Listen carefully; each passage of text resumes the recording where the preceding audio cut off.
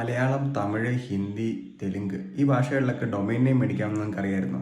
നമ്മൾ കാണുന്ന 90% domain names ഇംഗ്ലീഷിലായിരിക്കും. അതിൻ്റെ റീസൺ എന്താണെന്ന് വെച്ചാൽ ഇനിഷ്യലി ഇൻ്റർനെറ്റ് തുടങ്ങിയ സമയത്ത്, അർപ്പാനെറ്റ് തുടങ്ങിയ സമയത്ത് അത് US ഇൻവെൻറ്റ് ചെയ്തത്. US ഇൻവെൻറ്റ് ചെയ്തുകൊണ്ട് തന്നെ അവിടുത്തെ റീജിയണൽ ലാംഗ്വേജായ ഇംഗ്ലീഷാണ് അവർ യൂസ് ചെയ്തത്.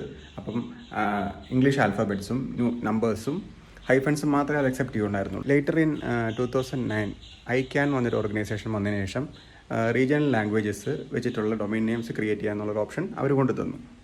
റീജിയണൽ ലാംഗ്വേജസിൽ ഡൊമൈൻ നെയിം ക്രിയേറ്റ് ചെയ്യാത്തതിൻ്റെ റീസൺ എന്ന് വെച്ചാൽ ഇൻ്റർനാഷണലി ഉള്ള കീബോർഡ്സിൽ 90% ഇപ്പോഴും ഇംഗ്ലീഷ് തന്നെയാണ്. അതുപോലെ തന്നെ പല ഡേറ്റാബേസുകൾക്കും പല ആപ്സുകൾക്കും നമ്മുടെ റീജിയണൽ ലാംഗ്വേജസ് മനസ്സിലാക്കാനുള്ള പരിമിതികളുമുണ്ട്. അതുപോലെ തന്നെ ഇംഗ്ലീഷ് ഒരു ഗ്ലോബൽ ലാംഗ്വേജ് ആയതുകൊണ്ടാണ് ഇംഗ്ലീഷിൽ കൂടുതൽ ഡൊമൈൻസ് നമ്മൾ കാണപ്പെടുന്നത്.